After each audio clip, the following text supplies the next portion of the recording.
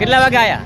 સવારમાં 6 વાગે આવ્યા છીએ અને ગુજરાતમાં દારૂ મળે છે વગર લાઈને, ખાતર નહીં પણ મળતું. ખાતર લાઈનમાં ઊભું રહેવું પડે છે 5-5 કલાક. દારૂ મળે છે લાઈનમાં. આ હોજે વારો નહીં આવે. ના, સાંજે વારો આવવાનો નથી. વાવણી કરવાની સિઝનમાં કેટલા વાગે આયા? અરે કાલના કાલના ઊભા છો. લો વિચારો કાલની તમે. ગાડીના તંગ નતા છોડ્યા કાલના. આ છે ખેડૂતોની દશા, જુઓ તમે. વહેલી સવારથી લાઈનમાં ઊભા છે.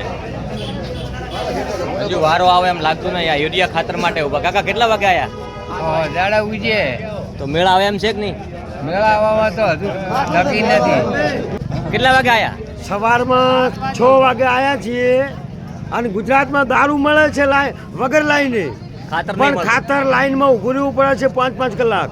દારૂ મળે છે લાઈનમાં. આ હોજે વારો નહીં આવે. ના, સાંજે વારો આવવાનો નથી. કેટલા વાગે આયા તમે? દારૂ મળે ગુજરાતમાં ઘણો. 6 વાગે પહેલા લાઈનમાં ઉભા થા 6 વાગે ને? હોય.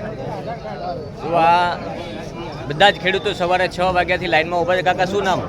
રામસુખભાઈ રામસુખભાઈ કેટલા વાગે આયા? કેટલા 6 વાગે તો આ તો વારો તો આવે એમ નહીં આજ તો તમારો. મારો તો એવું છે તો નરંતર શું કરો ઘરે પાયવા જ ખાતર નહીં વગર ચાલે એમ નહીં. ગટ્ટું ચાલે એમ તો મરવું સારું. અને લાઈનમાં ઊભા રહેશે ને મળશે કેટલી થેલી તમને? 2 થેલી 2 જ થેલી. હોય 20 થેલી જરૂર છે. અહીંયા ઓલું સર્વર તો કામ કરતું નહીં સહી કરવાનું. હે ઓલું અંગૂઠો લે છે ને સર્વર તો કામ કરતું નથી. ઈ હાલ નડે છે ને. ફૂલ સિઝનમાં વાવણી કરવાની સિઝનમાં કેટલા વાગે આયા? અરે કાલના કાલના ઊભા છો. કાલના લો વિચારો કાલની તમે. ગાડીના તંગ નતા છોડ્યા કાલના. અને હાજી તમે અમુક કાલ ને સાંજની આવી વાત. દીધા.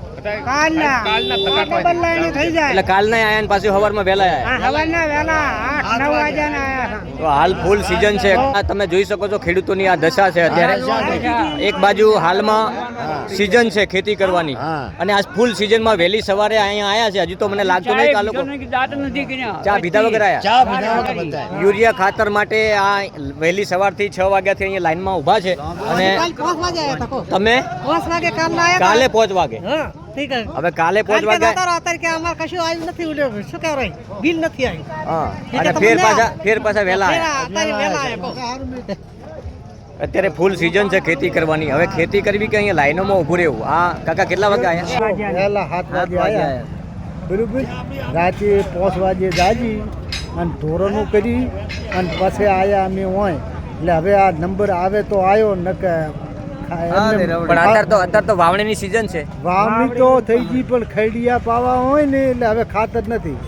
એક પોણી તો પાયું પૂરું વગર ખાતરે. તો અહીં તો 2 જ થેલી હાલે છે. હે 2 થેલી હાલે તો અમારે હજી ઓછામાં ઓછી મારે 14 વીઘા જમીન છે એમાં ઓછામાં ઓછું 20 થેલી ખાતર જોઈએ. તો હાલ તો તમે આખો દાડો ઉભા રહ્યા હો તો વારો નહીં આવે. બટાકા વાળા સરકાર એક છે.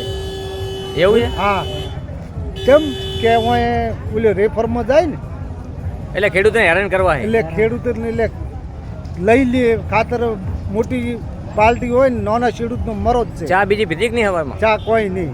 જો આ દાડા ઉગ્યા ને અહીંયા વહેલી સવારના અહીંયા આયા છે. બીજી ગાડી કે વેચાઈ ગયું પડ્યું પડી કે વેચાઈ ગયું ખાતર બંધ કર્યું અત્યારે એટલે આ ભાઈ મને લાગે છે કે અહીંયા કાળો કારોબાર ચાલતો હોય એવું લાગે.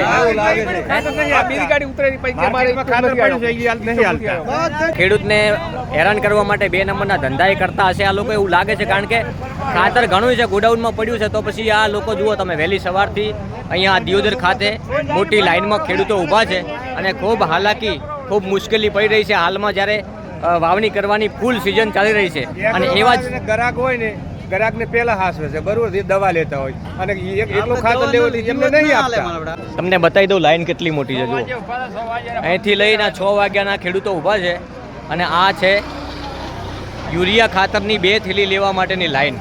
જો આ વહેલી 6 વાગે આવ્યા છે ખેડૂતો. ગઈકાલે આવ્યા પણ આખો દિવસ ઊભા રહ્યા. પાછા ગયા ફરીવાર વહેલા 6 વાગે આવ્યા અને હવે અત્યારે પણ લાગતું નહીં કે આ બધા જ ખેડૂતોને અહીંથી ખાતર મળી શકે. 2 થેલી માટે 6 વાગે આવ્યા છે ચા પીધા વગર. અને તોય હમણાં ઘરે પાછું જવું પડશે. જો આ ખેડૂતો હવે અત્યારે ફૂલ સિઝનમાં અહીંયા આખો દિવસ બગાડશે. આખા દિવસમાં મજૂરી લાવો ને કોઈને તોય 400-500 રૂપિયા લે છે. આ લોકો એમને ઊભા છે અને તોય 2 થેલી મળે એમ લાગતું નથી. આ છે ખેડૂતોની વેદના.